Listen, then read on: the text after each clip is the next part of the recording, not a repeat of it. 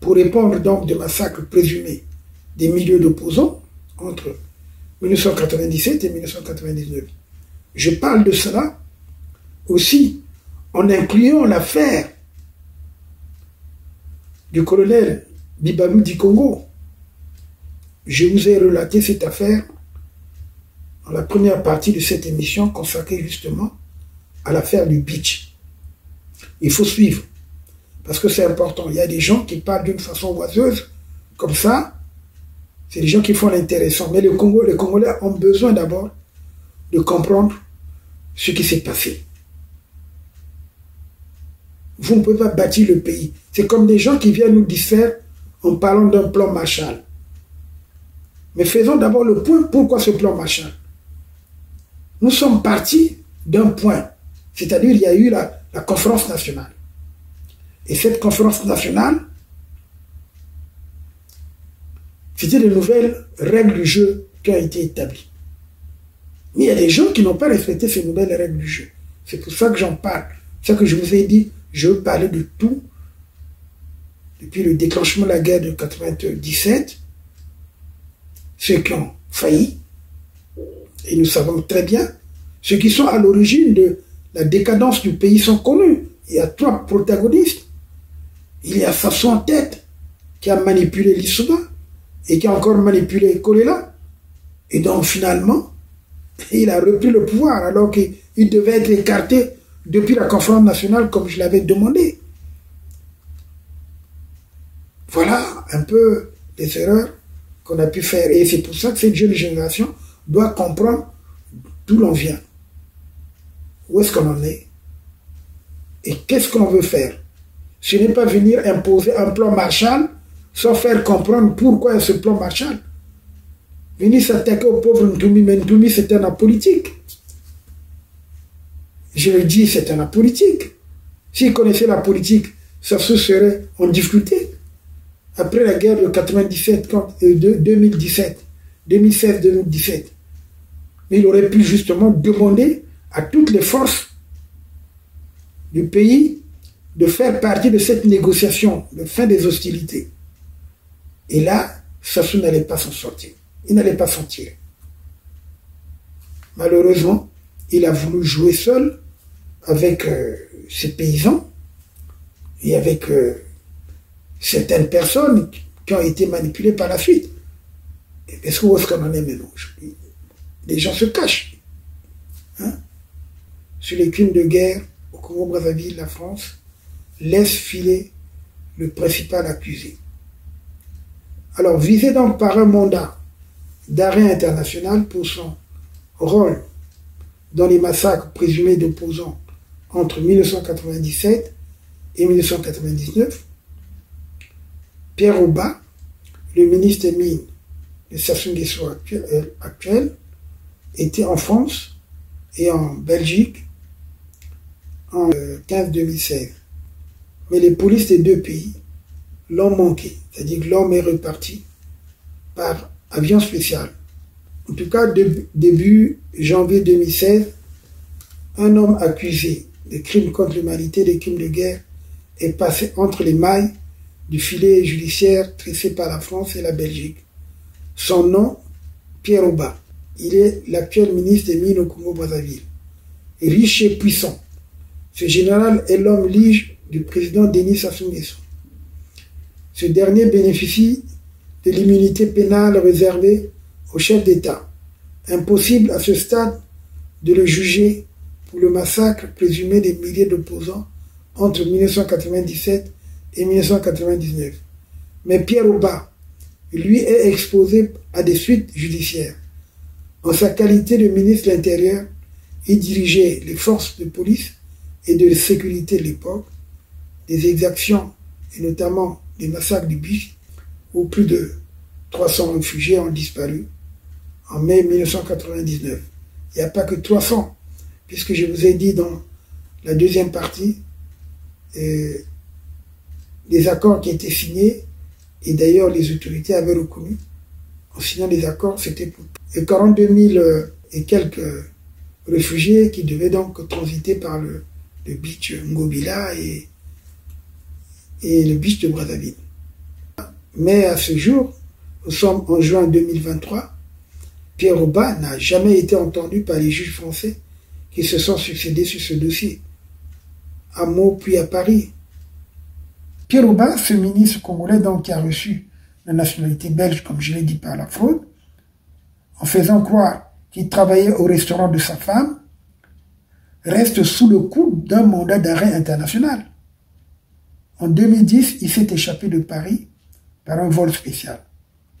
Pierre Oba, ancien ministre donc de l'Intérieur pendant le génocide de 1998 à 1999, et actuel ministre des Mines, qui n'a jamais comptabilisé d'ailleurs au budget les recettes découlant de son ministère.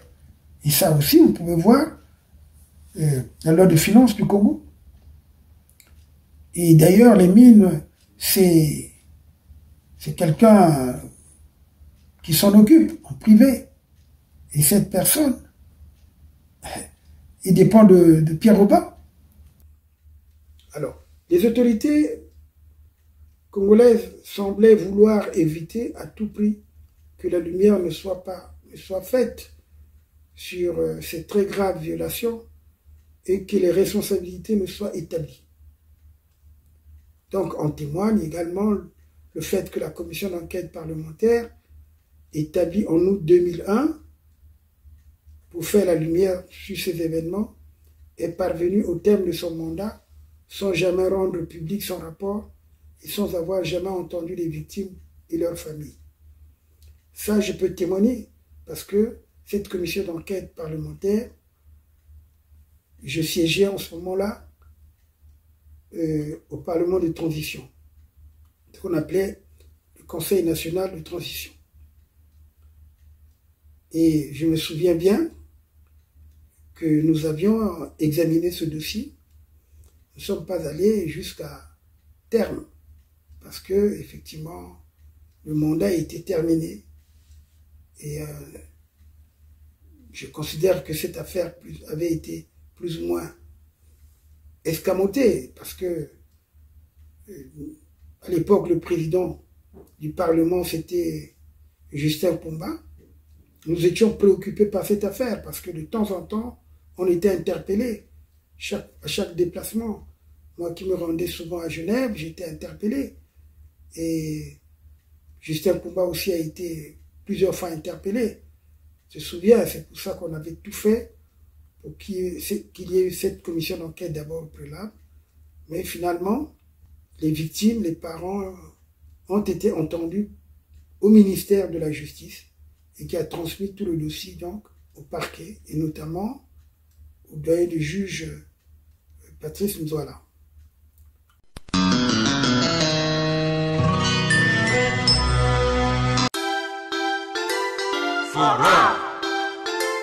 Forum FM, Radio Forum FM 105.8.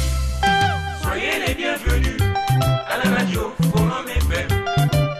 Nous vous remercions, nos auditrices et auditeurs. Radio des droits de l'homme au service des auditeurs. Radio Forum FM, accueil hospitalier. C'est votre chance et vous aime bien. Droits de l'homme, c'est votre radio.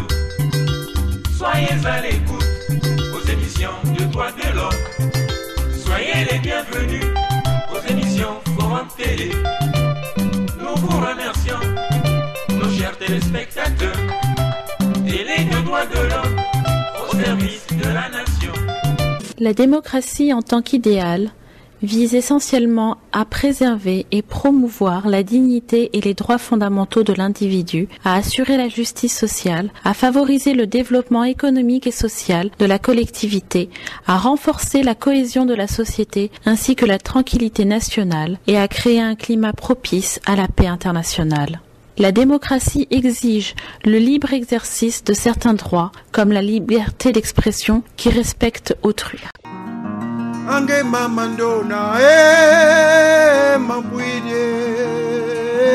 Bon, moi c'est Jacques Lubello, artiste comme vous savez.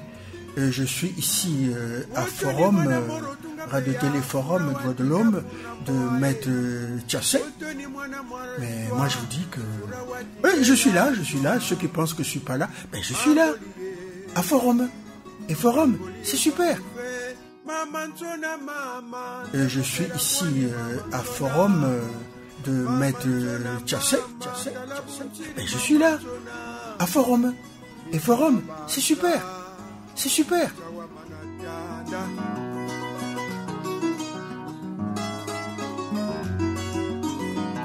Mama nsona mama ndembokela kwani mama nsona bukwenda mboko watala mani mange mama bukwenda balula mabanza mama kalindiri we mburu basiwe chililo we samuni monia basa kabalenwe basa mayelwe baloyi basi Jacques Lobello, artiste comme vous savez. Je suis ici à Forum, Radio Télé Forum Droits de l'Homme de Maître Tchassé. Mais moi je vous dis que je suis là, ceux qui pensent que je suis pas là, ben je suis là. Je suis là, ceux qui pensent que je suis pas là, ben je suis là. À Forum. Et Forum, c'est super. Et Forum, c'est super. Talabandoki kwana bakuyu bashiri mpando mbotushala yadi ndangu ifwenye butujya kwetu butunwa kwetu mbutu nyingi samagembo iwe mwishi buchele meno ndoshi yatata na tamburi mabyala manganga watela mane wazonzele ndangu ifwenye fumbukenwe mwishi buchele dia kwetu butunwa kwetu mbotu nyingi samagembo lilia linwa linikulumba vanga leza lenwa lejikisa ituchi leza lenwa lejikisa ituchi mabwide tangu ifweni bale imenye. Bon, moi c'est Jacques Lobello, artiste comme vous savez. Je suis ici à Forum, Radio Télé Forum Droits de l'Homme de Maître Tchassé. Mais moi je vous dis que je suis là, ceux qui pensent que je suis pas là, ben je suis là, à Forum. Et Forum, c'est super. Tumba mbotete tumba mukala. Forum FM. 105. Moi j'aime. Forum FM. 105. Moi j'aime. Ça devient passionnant. Forum FM 105.8. Oh Maurice, c'est génial. C'est Jimmy. Chers auditeurs, ceci est le mot du président du réseau Forum Radio-Télévision des droits de l'homme, Maître Maurice Massingo-Tchassé. Bonjour et bonsoir. Alors nous continuons avec l'affaire du beach. Après donc la première partie, la deuxième partie. La première partie a été consacrée au déroulement du génocide, les convois de la mort, les enlèvements et les disparitions au beach de Brazzaville, le document de témoignage qui était très important des militaires républicains qui ont décrit les scènes de mise à mort des sudistes. Et après, ils nous ont également décrit les crimes qui ont été commis dans le domaine présidentiel, et notamment à la résidence des plateaux, c'est-à-dire non loin du palais du peuple. Et puis nous avons également aussi salué la combativité de Marcel Twanga, qui a perdu son fils Narcisse dans cette affaire du beach.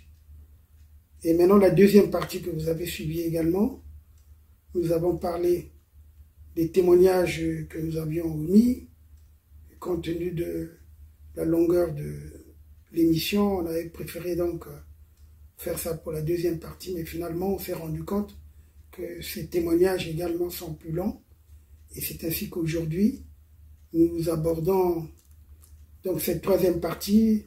Pour cette troisième partie, nous allons parler de la mission d'enquête effectuée par la Fédération internationale des ligues des droits de l'homme, la FIDH.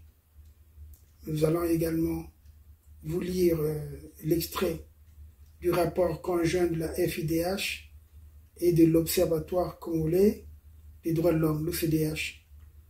Et ensuite, nous pourrions vous parler des victimes de cette affaire.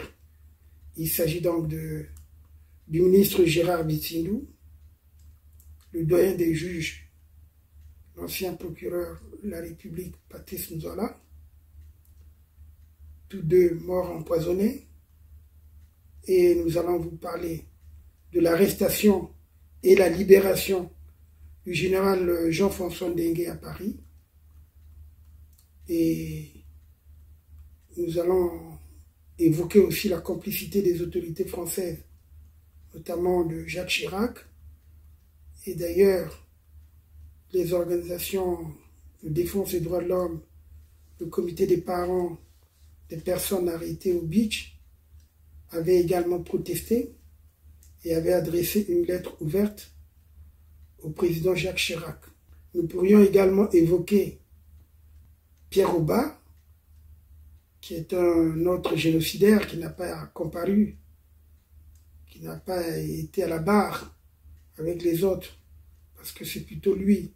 Il a joué un gros rôle dans cette affaire. Par après, nous aurons l'occasion de parler de Marcel Ntshourou, parce que Marcel Ntshourou, comme vous voyez à l'écran, nous avons des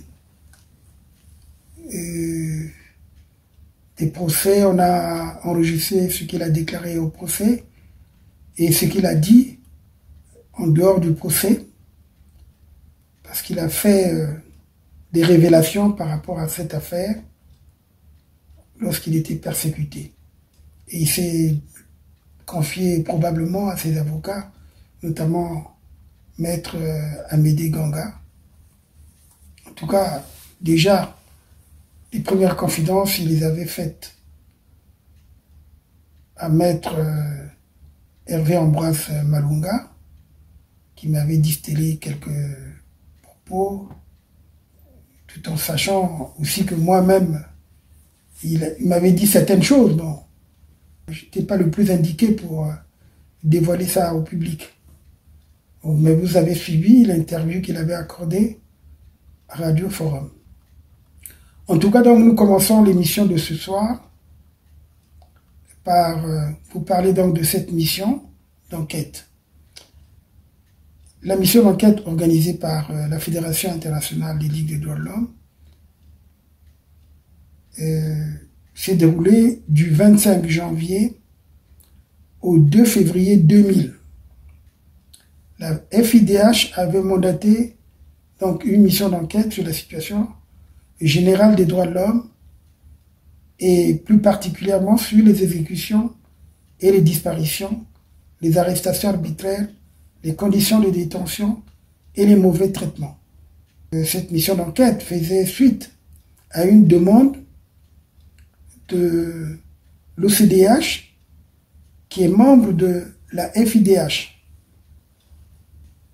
Fait assez exceptionnel, ça je le dis, le gouvernement congolais, par la voix de son ministre de la Justice, garde des Sceaux, Maître Jean-Martin Bemba, avait également sollicité une mission de la FIDH à l'occasion d'un entretien que Maître Bemba a eu à Paris en novembre 1999.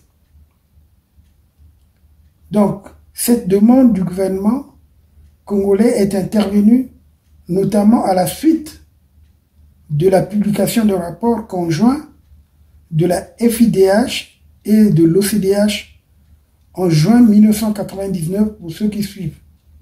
Ce rapport était intitulé « Congo-Brazzaville, l'arbitraire de l'État, la terreur des milices ». Ce rapport avait suscité des vives réactions de la part des autorités congolaises. L'OCDH avait même été accusé de partialité. La plainte donc a été déposée le 5 décembre 2001 auprès du parquet du tribunal de grande instance de Meaux à l'initiative de deux victimes directes, miraculeusement rescapés de cet enfer, réfugiés en France, ainsi que par la FIDH, l'OCDH et la Ligue des droits de l'homme. Alors cette plainte visait Norbert Dabira, le général Norbert Dabira, inspecteur général des armées, qui a une résidence en France, ainsi que Denis Sassou Nguesso, président de la République, Pierre Auba, ministre de l'Intérieur et de la Sécurité publique et de l'administration du territoire, Blaise Adoua, général commandant de la garde républicaine, dite garde présidentielle, ainsi que tous les autres responsables que l'information pourra révéler. Nos organisations viennent d'apprendre, depuis que cette procédure judiciaire a été rendue publique, qu'une instruction aurait été ouverte concernant les disparitions du beach de Brazzaville par le doyen de juge d'instruction de Brazzaville. Voilà, c'est les termes de leur plainte. Mais l'OCDH, partie civile dans la plainte en France, a été convoqué par un juge de Brazzaville le 26 juin 2002 pour être entendu dans le cadre de cette instruction. Alors, nos organisations ne peuvent qu'être surprises de la mise en œuvre hâtive d'une telle procédure au lendemain de la convocation en France en tant que témoin assisté du général Norbert Dabira. Celui-ci devait en effet comparaître devant les juges d'instruction français le 19 juin 2002. Mais il a invoqué son incapacité à se déplacer suite aux récents événements survenus au Congo-Brazzaville. Donc l'audition a été reportée au 8 juillet 2002. Alors, les autorités congolaises semblaient vouloir éviter à tout prix que la lumière ne soit faite sur ces très graves violations et que les responsabilités ne soient établies.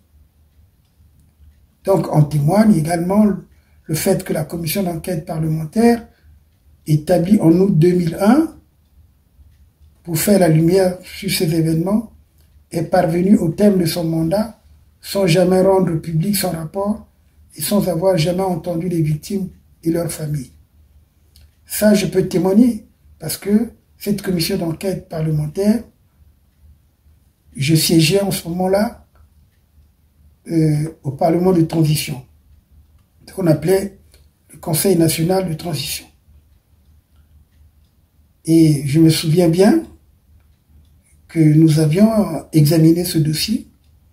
Nous ne sommes pas allés jusqu'à terme, parce que effectivement, le mandat était terminé. Et je considère que cette affaire avait été plus ou moins escamotée, parce que à l'époque, le président du Parlement, c'était Justin Pomba.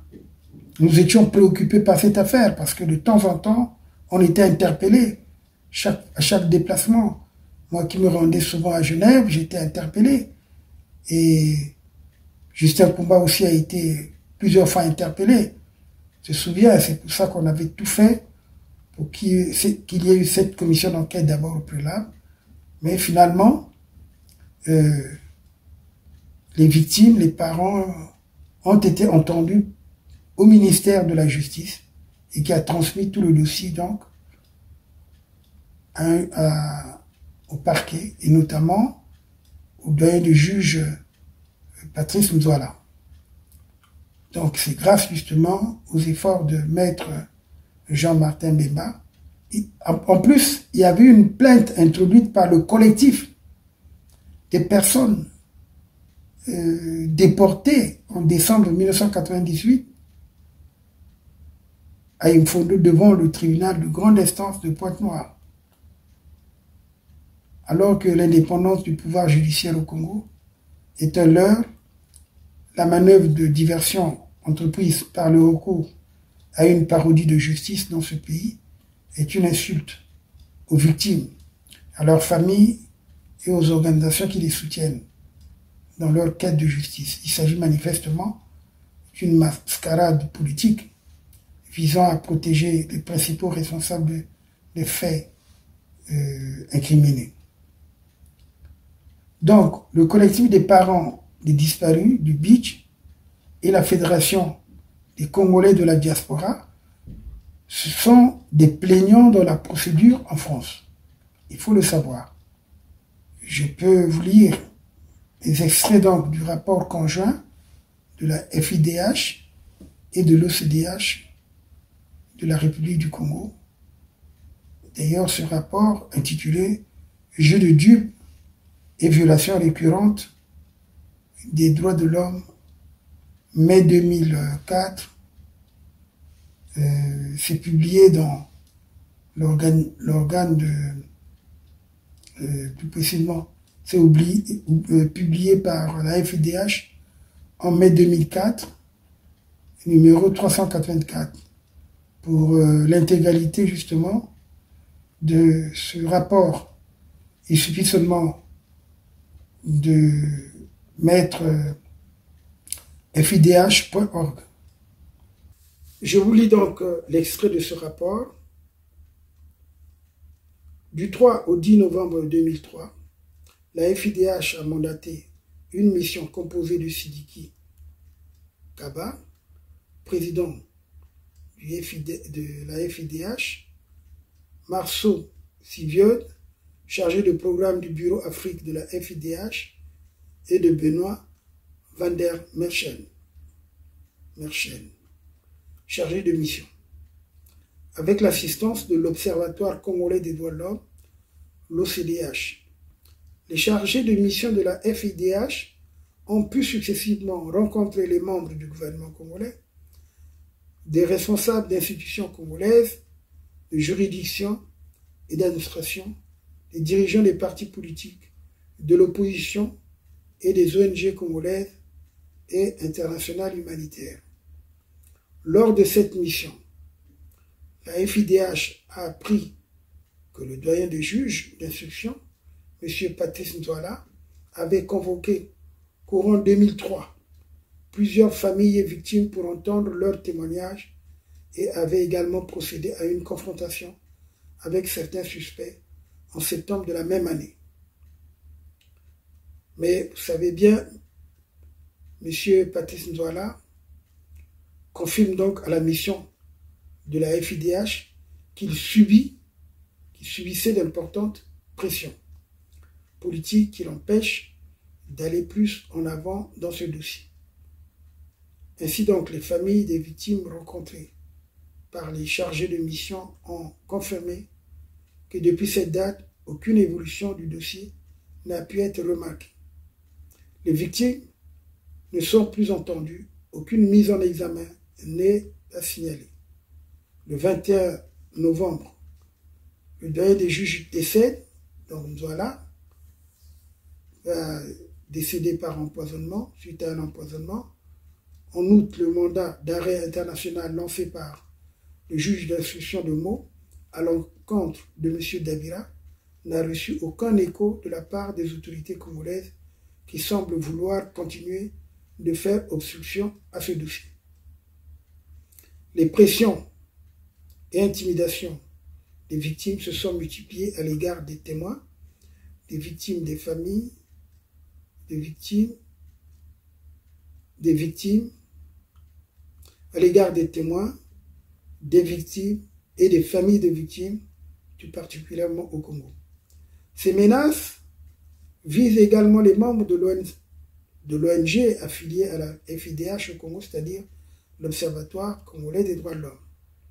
Par ailleurs, il semble de plus en plus difficile, voire impossible pour les victimes des massacres venus chercher asile en France d'y obtenir le statut de réfugié, en dépit des sérieuses menaces de représailles dans leur pays.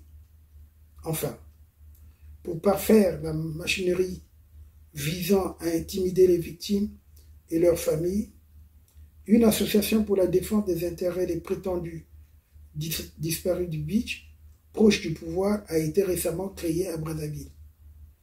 Alors, cette mascarade judiciaire, je la poursuis. Les victimes qui se sont constituées dans le parti civil en France ont toujours rejeté vigoureusement l'idée d'un procès à Brazzaville en raison des craintes légitimes pour leur sécurité et celle de leur famille et des sérieux doutes quant à l'impartialité de la justice congolaise. Donc, dès juin 2002, la FIDH, la Ligue des droits de l'homme, l'Association des disparus du Beach, la Fédération congolaise de la diaspora et Survie ont dénoncé le risque de voir monter de toutes pièces une mascarade de procès au Congo-Brazzaville qui viserait à faire obstacle à la poursuite de la procédure en France. Lors donc de la mission de la FIDH qui s'est déroulée en novembre 2003, le président Sidiki Kaba a pu constater que le dossier d'instruction demeurait vide après 3 années de soi-disant instruction. Les autorités congolaises s'obstinent à prétendre que l'instruction suit son cours en procédant à la mise en examen de 4 officiers de l'armée congolaise. Il s'agit donc du général Dabira, du général Blaise Adoua, le colonel Guy-Pierre Garcia et Marcel Nzorou, et sans oublier justement aussi Jean-François Ndengue. Les déclarations du président congolais annonçant que l'organisation d'un procès à Brazzaville permet de démontrer qu'il n'y a pas eu de massacre du Beach, conforte les craintes d'une justice de façade. Voilà, et comme je vous ai toujours dit, vous allez dans notre site, vous allez dans notre chaîne YouTube, vous tapez vidéo FRTDH, tapez procès du Beach, vous verrez tout ce que nous avons déjà mis en ligne. Les interventions de toutes ces personnes que nous avons citées. Bon, bah c'est pas tout ça que j'en étais, moi. Forum FM 105.8. Grand, géant, génial. Après d'ailleurs, qu'est-ce qui va se passer? Il y a l'arrestation et la libération du général Jean-François Ndengue à Paris. Alors, de passage dans la capitale française, Jean-François Ndengue, chef de la police congolaise, donc, a été arrêté sur le fondement de la plainte déposée en décembre 2001 par le colonel Marcel Twanga, la Fédération internationale des ligues des droits de l'homme, FIDH, l'Observatoire congolais des droits de l'homme, le CDH, donc pour crimes contre l'humanité, disparition forcée et torture. Le colonel Jean-François Ndengue était, en mai 1999, en charge de la sécurité du port fluvial de Beach, de Brazzaville, où plusieurs centaines de réfugiés congolais, de retour dans leur pays, profitant d'un couloir humanitaire, comme je vous l'ai dit, placés sous les auspices du Haut Commissariat aux réfugiés, le HCR, furent enlevés par des éléments de la garde présidentielle et exécutés dans l'enceinte même du palais du président Sassou Nguesso, comme nous vous l'avons présenté dans la première partie de notre émission. Il était, à ce titre, en contact donc permanent avec les éléments de la garde présidentielle qui patrouillaient au Beach. Il recevait et exécutait les instructions officielles quant à la conduite à tenir au moment des massacres et était présent lors des arrestations et enlèvements des futures victimes congolaises. Donc Jean-François Ndengue est donc la deuxième personne gardée à vue dans cette affaire après Norbert Dabira. Donc malgré donc une mise en examen en France et un mandat d'arrêt international délivré contre lui, le 19 mars 2004, Jean-François Ndengue arrive à Paris. Alors le 1er avril 2004, 12h30, il est interpellé dans sa résidence de Meaux et placé en garde à vue. Le même jour, à 22h55, par réquisition, le procureur demande nuitamment la fin de la garde à vue. Le 2 avril à 8h, audition de Jean-François Ndengue. À 16h50, le juge d'instruction décide de le mettre en examen. En fin de journée, le juge des libertés et de la détention, JLD, décide de le placer sous mandat de dépôt. Suivez bien. Ce dernier est transféré à la prison de la Santé, à Paris. Dans la soirée, le procureur de Meaux, ainsi que le conseil de Jean-François Ndengue, font immédiatement appel de la décision du juge des libertés et de la détention, à travers ce qu'on appelle une procédure qu'on appelle un référé liberté. Donc le 3 avril, vers 2h du matin, fait unique dans les annales de la justice française. La présidente de la chambre de l'instruction de la Cour d'appel de Paris, réveillée en pleine nuit, annule la décision du juge des libertés et de la détention par une ordonnance lapidaire. Suivez bien. Considérant qu'il convient de joindre les appels, considérant que l'avocat de la personne mise en examen n'a pas demandé à présenter d'observation orale, considérant que les conditions permettant de décerner un mandat de dépôt n'apparaissent pas remplies, informant l'ordonnance de placement en détention provisoire, ordonnant la mise en liberté de Jean-François Ndengue. M. Ndengue est alors libéré sur le champ, en pleine nuit, et s'envole vers le Congo nuitamment. C'est un scandale. C'est une affaire où nous allons demain poursuivre les autorités françaises. Et nous savons à cette époque-là, qui était ministre de la Justice et qui était président de la République, feu Jacques Chirac. Je crois qu'il est allé rendre compte là où il est parti. En tout cas, le 5 avril, le procureur de Meaux présente devant la chambre de l'instruction une requête en nullité visant les actes d'information relatifs à M. Ndengue, en faisant valoir les articles 173 du nouveau Code de procédure pénale. Alors, donc, nous n'allons pas faire un débat des techniciens, mais je vais seulement vous expliquer que cette décision du 8 avril du président de la Chambre de l'instruction qui suspend l'information dans l'attente de la décision de la Chambre de l'instruction, qui se fonde sur l'article 187 du nouveau Code de procédure pénale, ça nous a tous éblouis, quoi. Alors, il faut se dire que Jean-François Ndengue, c'est l'homme sûr de Sassou, puisqu'ils ont été formés en Roumanie, parce que Sassou aussi a fait une formation de 6 mois, je crois, en Roumanie, lorsqu'il s'était brisé le pied. Hein? Il est allé se faire soigner, il en a profité pour faire une formation. Alors, formé donc en Roumanie, communiste dans les années 70, plus précisément 74, 75. Jean-François Ndengue fonctionne comme un agent de la sécurité, ayant des indicateurs recrutés dans le milieu scolaire, lycée, milieu les plus défavorisés de la société congolaise. Il adore enregistrer les conversations téléphoniques, même de ses camarades policiers. Il voit des menaces partout. Il n'aime ni la liberté de la presse, ni les journalistes indépendants, qu'il considère comme des espions au service des Occidentaux, surtout les Français ou des Américains. Mais il a quand même une maison à Meaux. Il a quand même ses enfants qui viennent en France. Voilà la contradiction. Bon, bref.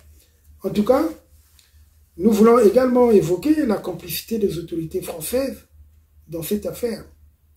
Au moment même où l'avancement de la procédure française commençait à menacer le climat d'impunité au Congo, la justice française s'est prononcée avec une célérité remarquée pour la remise en liberté donc de M. François Ndenge.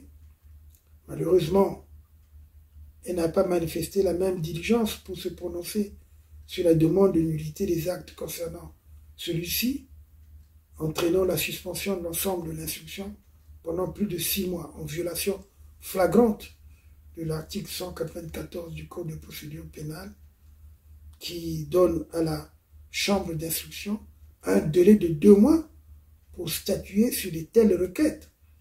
Les associations signataires ont de sérieuses raisons de penser qu'un accord tacite existe entre les autorités françaises et congolaises pour que soient dessaisies les juridictions françaises au profit des tribunaux congolais et que soit ainsi mis un terme définitif à une affaire qui dérange les relations diplomatiques et économiques entre les deux pays, c'est-à-dire la France et le Congo.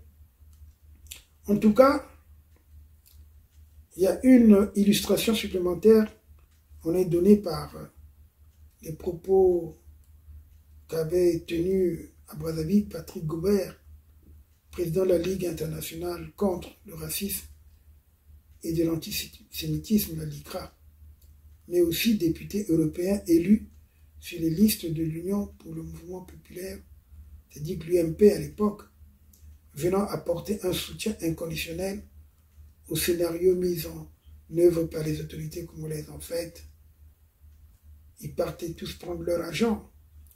C'est pour ça que nous disons, les Congolais doivent dénoncer, surtout ceux qui sont en France, dénoncer tous ces hommes politiques dans leur circonscription. C'est le travail qu'il faut faire. Il faut les mettre à nu pour qu'ils ne soient plus crédibles. Ne vous occupez pas des partis politiques. Ces partis politiques, mais ils ne peuvent pas lâcher leurs intérêts au Congo. Ce qui les intéresse, que ce soit la gauche ou la droite, c'est pareil. En tout cas, la FIDH, la Ligue des droits de l'homme, l'OCDH à l'époque, avait donc relevé que cette attitude des autorités françaises ne faisait en réalité que confirmer le sentiment qu'elle s'efforçait de couvrir les dirigeants amis, entretenant en réalité une complicité dans le maintien de l'impunité des vrais responsables des massacres du Beach. Le premier d'entre eux, c'est Sassou Nguesso lui-même, celui qui a ordonné, comme nous l'avons dit dans la précédente émission, dans la première émission, nous avons parlé de ça. Pourquoi nous parlons de rebondissement de l'affaire? C'est pour que vous soyez, vous aussi, vous menez des enquêtes, parce que mon cadet, cher maître Ganga, je pense qu'il est en train de constituer des dossiers. Il a créé une association d'ailleurs, pour faire triompher le droit à la place de l'arbitraire.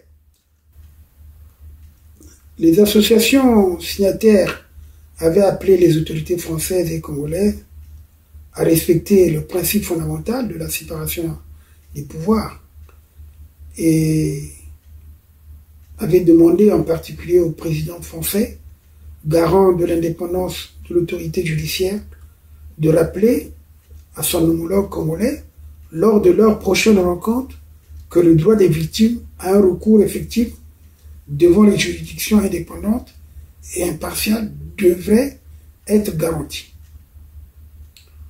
Donc, je vous montre là la photo de Jacques Chirac, qui soutient le tyran Sassou Nguesso. En tout cas, je me permets également de vous lire la lettre ouverte que les associations et le comité des parents des personnes arrêtées au Beach et portées disparues avaient adressé au président français Jacques Chirac en violation donc du droit français dans l'affaire du général Jean-François Ndenge, tortionnaire au Congo et qui avait été libéré notamment. Brazzaville, le 8 juillet 2004. Lettre ouverte à son Excellence M. Jacques Chirac, Président de la République française. Palais de l'Élysée, Paris, France. Objet. Affaire des disparus du beach de Brazzaville. Excellence, Monsieur le Président. En recevant cette lettre venant de Brazzaville à la veille de la célébration, le 14 juillet de la fête nationale française, vous vous attendez certainement à des compliments d'anciens combattants qui viennent d'être réhabilités dans leurs droits après les décennies d'une injustice répugnante de la part de la France qui s'était délibérément obstinée à ne pas reconnaître le principe d'égalité des droits de tous les anciens combattants français ou ce qu'on appelait indigènes. Ce principe de l'égalité de tous les êtres humains est énoncé dans la Déclaration universelle des droits de l'homme, adoptée, faut-il vous le rappeler, le 10 décembre 1948 au Palais de Chaillot à Paris. Par cette correspondance, le comité des parents des personnes arrêtées au beach de Brazzaville et portées disparues s'adresse non seulement au président français, mais également à M. Jacques Chirac, ami personnel du président congolais Denis Sassou Nguesso, pour deux raisons fondamentales. Premièrement, une procédure sur l'affaire des disparus du beach a été ouverte. Premièrement, une procédure sur l'affaire des disparus du beach a été ouverte au tribunal de grande instance de Meaux, en région parisienne, suite à une plainte déposée le 5 décembre 2001 par l'Observatoire congolais des droits de l'homme, OCDH. La Ligue française des droits de l'homme, la Fédération internationale des Ligues des droits de l'homme et quelques rescapés de ce drame. L'instruction de cette affaire avance sereinement malgré le refus du gouvernement congolais de laisser comparaître les responsables congolais cités dans cette affaire convaincus des appuis français au plus haut niveau. Deuxièmement, votre qualité de chef de l'État français, vous êtes le garant du principe de la séparation des pouvoirs et du respect de la loi. La loi française que votre gouvernement a défendue avec brio à la Cour internationale de justice de La Haye lors de l'audience publique du 28 avril 2003 sur les poursuites de certaines autorités congolaises en arguant que les juridictions françaises étaient effectivement compétentes en vertu des dispositions pertinentes de la Convention de 1984 contre la torture ratifiée par la France en 1987, également ratifiée par le Congo, 1984. Cette convention a été intégrée dans le Code pénal français en 1994 et oblige la France à poursuivre ou extrader toute personne présumée coupable de torture qui se trouve sur le territoire de la République française. Et dans sa décision rendue publique le 17 juin 2003, la Cour internationale de justice a rejeté la demande congolaise de voir suspendue l'instruction en cours en France. Et l'instruction en France de ce dossier continue en dehors de la suspension du cas de Jean-François Ndengue, directeur de la police nationale congolaise. Le comité des parents, donc, par cette lettre ouverte, a dénoncé les manipulations politiciennes du gouvernement français et a attiré l'attention personnelle du chef de l'État de l'époque en France, c'est-à-dire Jacques Chirac, sur les conséquences de son éventuelle implication et de celle de l'exécutif français dans la suspension de la procédure de Meaux. En tout cas, comme nous avons encore un peu de temps pour cette troisième partie, nous pouvons également vous parler justement de Pierre Rouba, un autre génocidaire devenu belge par la fraude. Comme je vous l'ai dit dans la deuxième partie, je voulais évoquer cette situation. En tout cas, voici ce que dit Philippe Engels en octobre 2016 sur les crimes de guerre au Congo-Brazzaville. La France laisse filer le principal accusé. Alors, visé donc par un mandat d'arrêt international pour son rôle dans les massacres présumés d'opposants entre 1997 et 1999, Pierre Oba, le ministre des Mines de Sassou Nguesso actuel, était en France et en Belgique en 2015-2016. Mais les polices des deux pays l'ont manqué. C'est-à-dire que l'homme est reparti par avion spécial. Une enquête de Marianne, Le Soir Magazine. En tout cas, début janvier 2016, un homme accusé de crimes contre l'humanité, des crimes de guerre, est passé entre les mailles du filet judiciaire tressé par la France et la Belgique. Son nom, Pierre Oba. Riche et puissant, ce général est l'homme lige du président Denis Sassou Nguesso. Ce dernier bénéficie de l'immunité pénale réservée au chef d'État. Impossible à ce stade de le juger pour le massacre présumé des milliers d'opposants entre 1997 et 1999.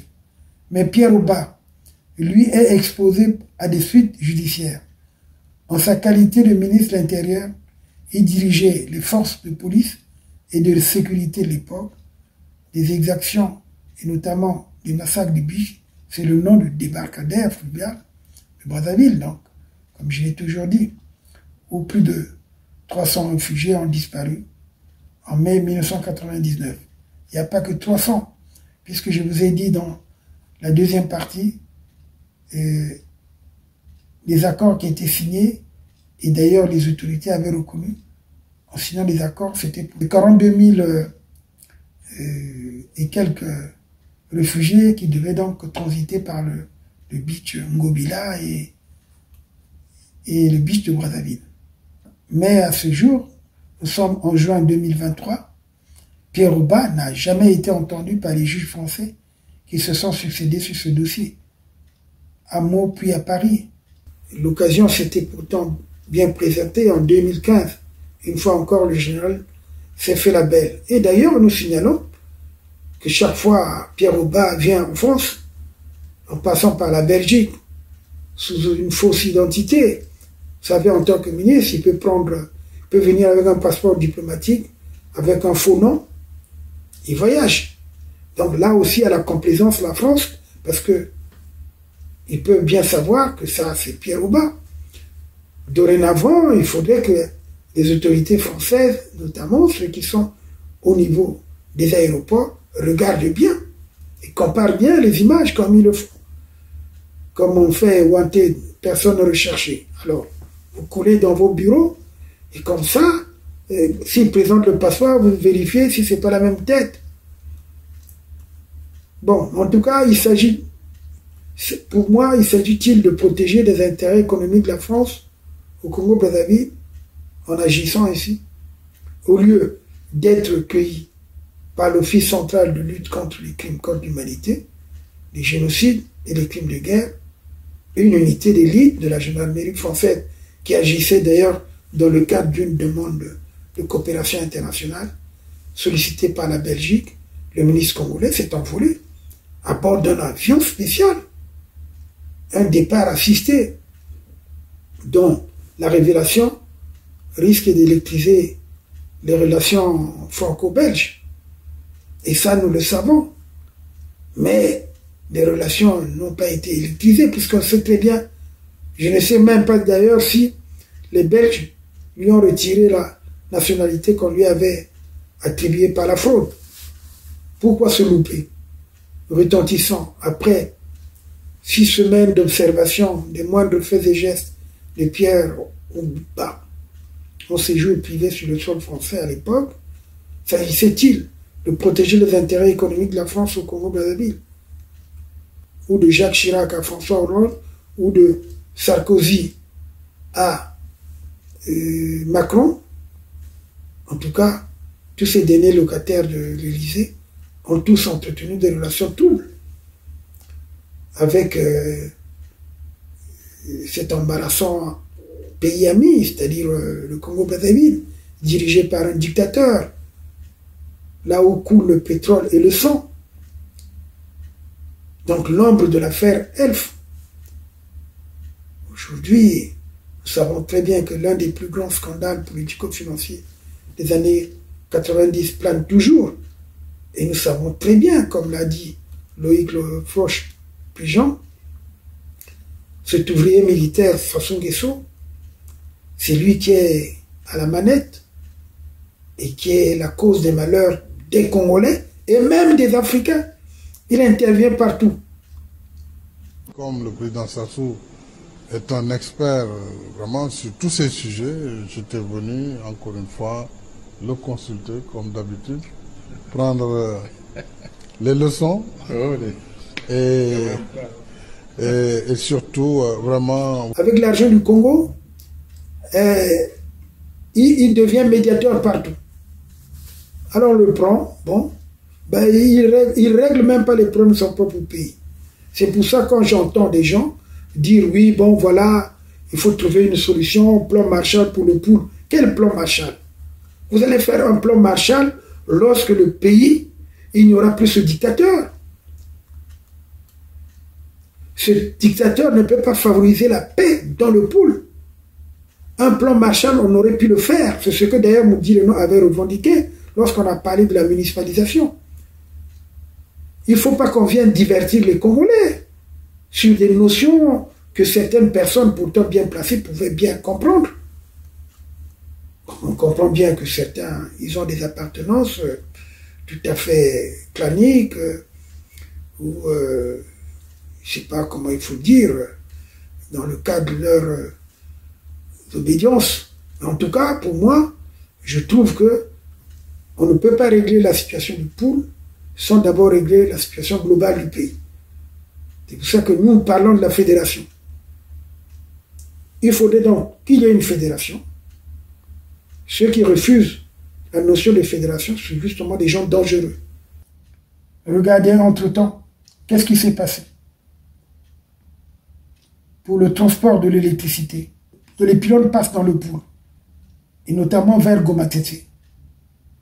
Il y a des gens qui ont volé des câbles. En volant des câbles, ben on est allé saccager des plantations des pauvres paysans. Tout ça parce qu'on a cette haine du poule. Et comment voulez-vous faire un plan Marshall avec des gens qui n'aiment pas le poule? Mais pourquoi il n'y a pas des usines au Congo? C'est parce que justement ceux qui auraient pu travailler dans ces usines, ce sont des gars du poule. Pourquoi Sassou fait un recrutement dans la police, dans l'armée et dans la gendarmerie? C'est parce que ces éléments sont là justement pour garder le pouvoir. Le pouvoir à vie, par la force publique. C'est ça le véritable problème. Ce que les gens ne comprennent pas. Et là, on a lancé un appel, dit bon, il y a un concours pour l'armée, bon, il y a des gens qui vont concourir. Mais non, c'est pour régulariser les gens qui ont été déjà embauchés sans concours. C'est pour... D'ailleurs, qui va vérifier si le concours s'est bien passé? Non. Donc je pense que nous avons le droit de dire certaines choses. Alors, donc, je reviens sur le problème de Pierre Oba. Je reviens sur le problème de Pierre Oba.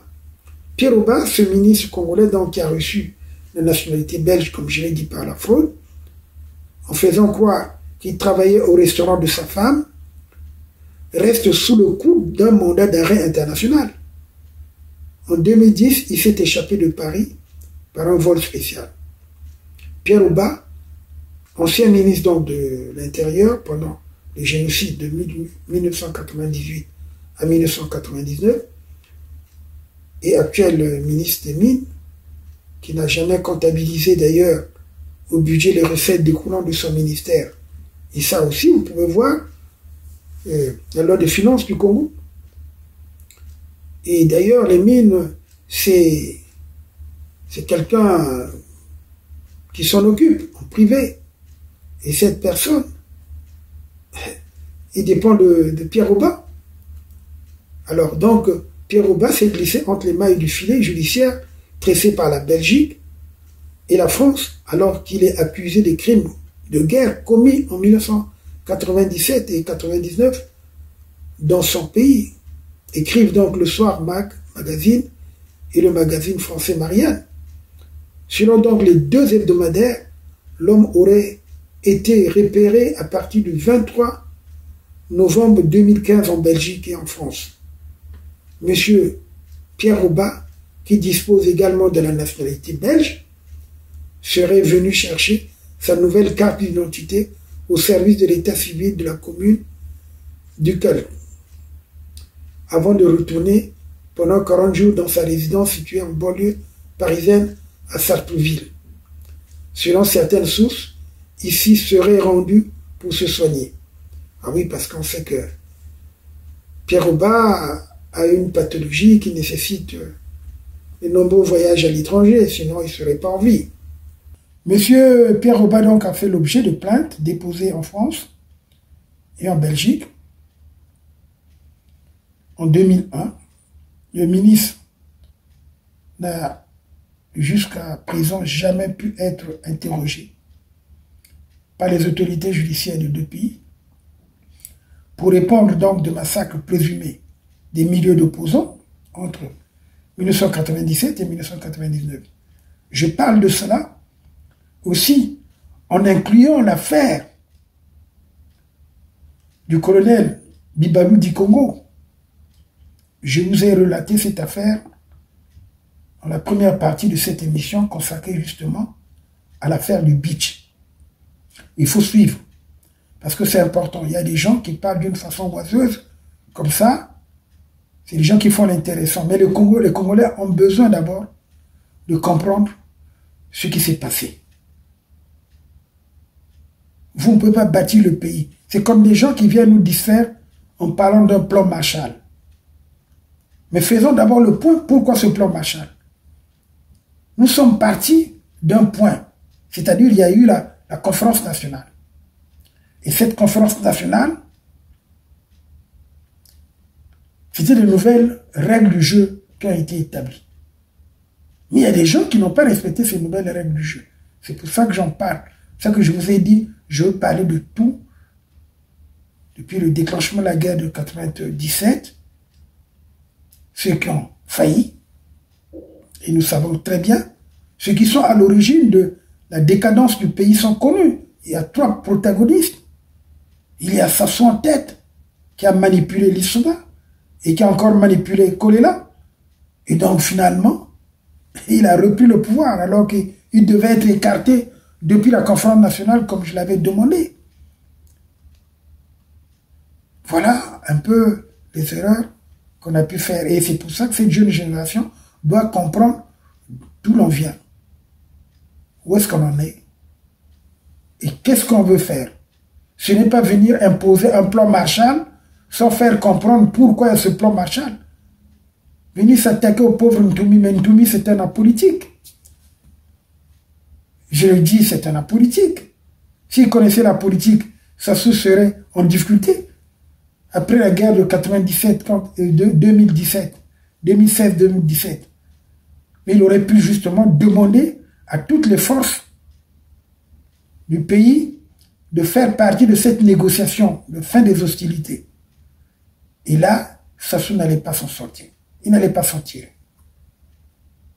Malheureusement, il a voulu jouer seul avec ses paysans et avec certaines personnes qui ont été manipulées par la suite. Est-ce où est-ce qu'on en est maintenant aujourd'hui? Les gens se cachent. Hein? Continuent de se cacher. Et ils n'ont pas gagné, puisque maintenant, tout le pool est truffé. Et justement, des forces publiques partout. Il y a des campements, des casernements par-ci, par-là. Et celui qui vient parler du plan Marshall n'évoque pas d'abord la notion de faire dégager tous ces postes de contrôle. Mais le pool est dans un ghetto.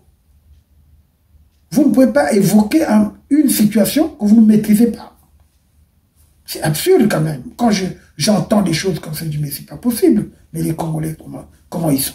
Même ceux qui ont appelé. Même ceux qui ont occupé des fonctions importantes. Je poursuis donc. C'était une parenthèse que je tenais à ouvrir et à refermer. En tout cas, M. Pierre Oba, la présence donc de M. Pierre Oba, et en Belgique ou en France, a été établie par les enquêteurs. La justice belge s'est dotée donc d'un mandat d'arrêt international le 21 décembre 2015, fondé sur les indices sérieux quant à l'implication du ministre dans les violations graves du droit humanitaire et du droit de l'homme. Comme je vous l'ai dit, je vous ai parlé tout à l'heure du colonel Bibalou du Congo, sans compter tous ceux qui ont été persécutés, qui ont trouvé la mort, et les parents n'ont pas pu agir, n'ont pas pu réagir, et finalement, comme si rien ne s'était passé. Et vous voyez, nous avons cette mission de mettre de l'ordre. Lorsque, c'est vrai, il y a eu le procès, déjà à partir du procès qu'il y a eu, nous allons revenir peut-être sur ça. Alors, je parle de... selon donc le courrier diplomatique, dont le soir Mag a obtenu copie, le président congolais Denis Sassou Nguesso aurait convoqué, entre-temps, pendant cette période, avait convoqué donc l'ambassadrice de l'Union européenne en poste à Brazzaville, qui était Madame Saskia Delangue, pour lui demander des explications sur la tentative d'arrestation d'un de ses ministres, laissant penser que l'information était parvenue à l'intéresser. Alors, tapis rouge sans sous les pieds d'un ministre du Congo-Brazzaville, en faisant croire qu'il était tour à tour militaire, et architecte ou cuisinier vivant à Bruxelles. Pierre Oba a sollicité et obtenu la nationalité belge au deuxième semestre de 2010. Doté d'un culot monstre, le ministre congolais a pu franchir toutes les étapes de la procédure de naturalisation au prétexte qu'il voulait vivre aux côtés de son épouse belge. Et on l'a cru. Pourtant, le profit de ce général aurait eu de quoi interpeller les autorités belges, l'Office des étrangers et des services de police et de renseignement. La procédure d'annulation de la nationalité est toujours en cours. Je ne sais pas si ça aboutit, mais bon.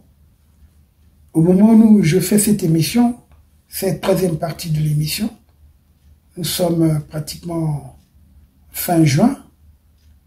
Alors, nous allons peut-être vérifier cela pour voir lors de la prochaine émission si, où est-ce qu'on en est avec la situation de Pierre Oba.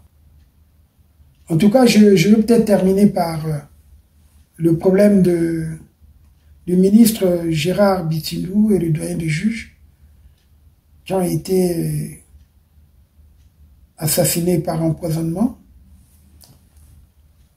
En tout cas, le décès du général Blaise Adoua, du général Avoukou, du colonel Tatigui, ceux de nombreux officiers et militaires font partie d'un programme d'empoisonnement mis en place par les officines occultes du pouvoir du président Sassou Nguesso, pour éviter que des officiers et sous-officiers débarrassés des contraintes subjectives témoignent un jour contre eux. Les commanditaires de tous ces crimes, c'est-à-dire Sassou Nguesso et Jean-Dominique Okemba et autres, nettoient le plancher afin de le faire taire à jamais certains de ceux qui pourraient parler. Afin de faire taire à jamais certains de ceux qui pourraient parler. En tout cas, tous ceux qui occupaient des fonctions sensibles et qui savaient des choses sur les crimes de pouvoir sont en danger, à moins qu'ils ne soient déjà morts. Et Je ne vais pas faire des confidences, c'est sûr, mais je sais très bien, il y a ceux qui sont en sursis. On a vu le pauvre général Norbert Davira, il s'est retrouvé en prison. Lui, déjà, a été menacé. Et il a eu plus de chance que Marcel Zourou. En tout cas, Patrice Mzouala n'a pas eu de chance. C'est la première victime. Le doyen des juges qui avait bien fait son travail, d'avoir renvoyé les généraux et d'autres gradés devant la cour criminelle. C'est Patrice Mzouala qui a fait ça, le doyen des juges. Ou celui, ou encore le ministre Gérard Bitsindou, qui avait, dans le domaine présidentiel, enjambé de nombreux cadavres, alors qu'il était à la vaine recherche d'un de ses proches réfugiés en RDC, mais disparu depuis son enlèvement au beach. Et comme je vous l'ai dit, dans la deuxième partie, ou même dans la première partie, en tout cas selon les rumeurs parvenues au Congo, le ministre Gérard Bitsindou avait dit à la gendarmerie de Paris qu'il avait interpellé, lui aussi il avait été interpellé dans son hôtel de passage au sujet de l'affaire du beach. Il a dit, il y a au Congo ceux qui sont au pouvoir et ceux qui sont du pouvoir. Moi, je suis du pouvoir. Donc, il n'est pas au pouvoir. Donc, voilà, je vous montre la photo de Gérald Bitsindou et également celle de Patrice Mzouala, ancien procureur de la République, doyen des juges, qui était un ami.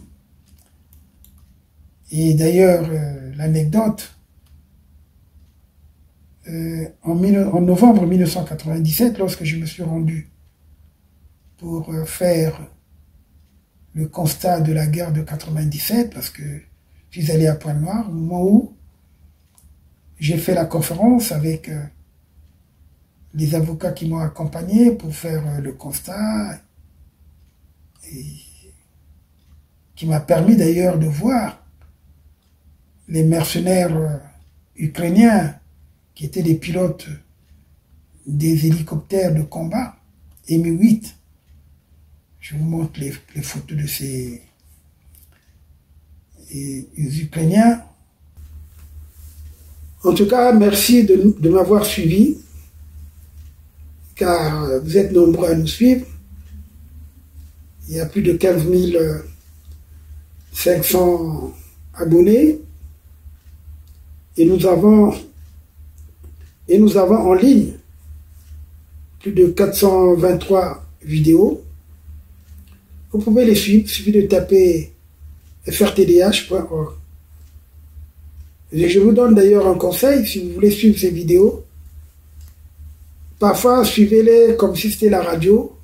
Vous écoutez, vous mettez là, surtout quand on travaille, vous n'êtes pas obligé de voir le gestuel ou les images, sauf, les images, il y a certains faits, c'est vrai, parfois c'est plus intéressant de suivre les images. En tout cas, nous sommes une radio-télévision des droits de l'homme. Donc vous pouvez nous suivre en son, et comme vous pouvez nous suivre également en images. Merci beaucoup pour la confiance que vous nous faites. Et surtout, je vous demande de faire échec à la désinformation.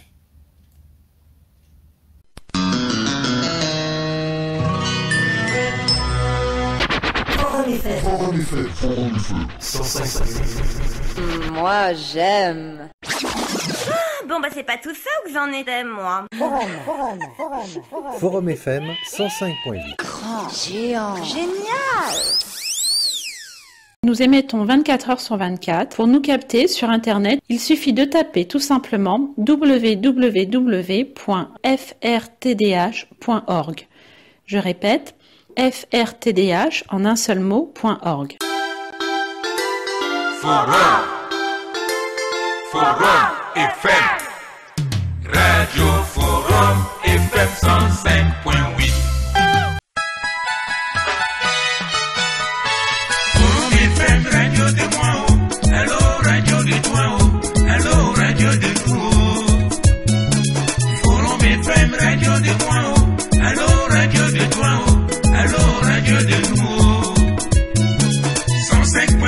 Radio Forum, radio et droits de l'homme, la voix de sans voix.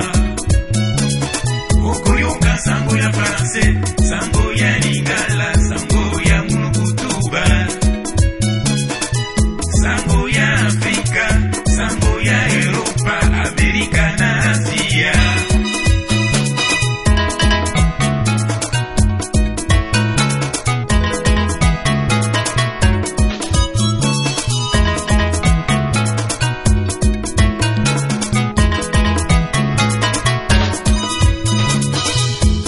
Masengo chase papa, toku misio lelo, musungi ya droit de l'homme.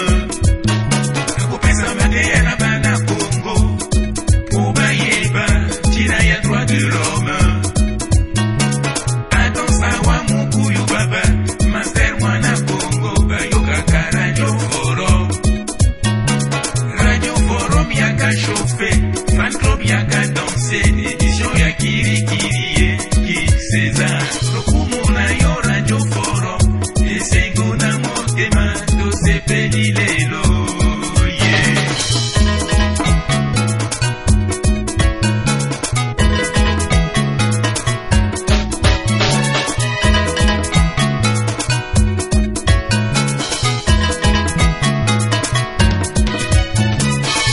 PDG Masengo chase papa, toku misio lelo, musungi ya droit de l'homme.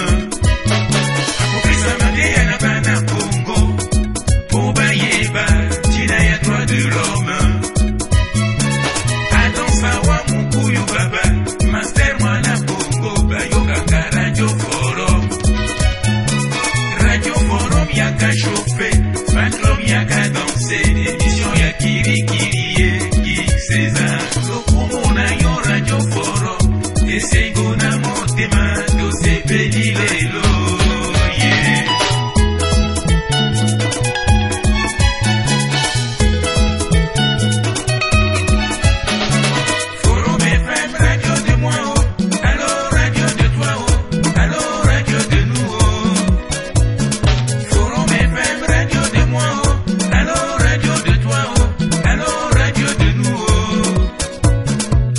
Poto mungali wenze, Kalanda Kombo Masengo, Chiriki Tere Makabandilu, Tilula Bazo Mutabala, Chinsuji Kingwali Basina, Bakongo Makere Kere Sangolo, Mayanga Majibunga Ngalingolo, Bayoka Radio Forum. Akoteya, akobeta, midule ya bana mboka. FM radio de moi, allo radio de toi, allo radio de nous. Forum FM radio de moi, allo radio de toi, allo radio de nous.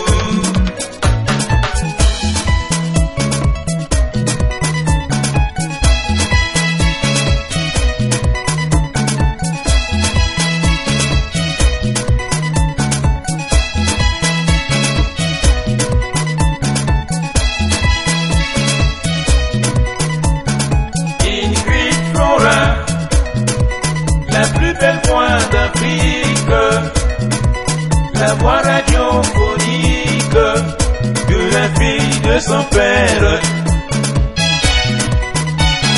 Ingrid Flora, la plus belle voix d'Afrique, la voix radiophonique de la fille de son père, écoutez ça.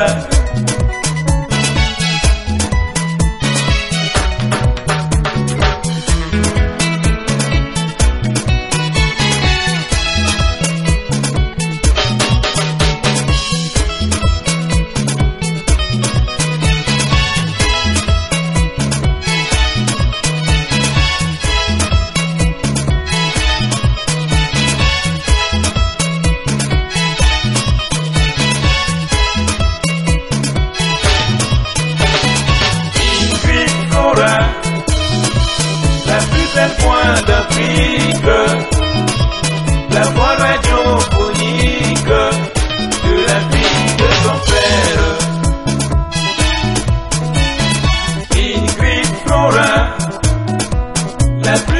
voix d'Afrique, la voix radiophonique de la fille de son père, de la fille de son père. Écoutez ça.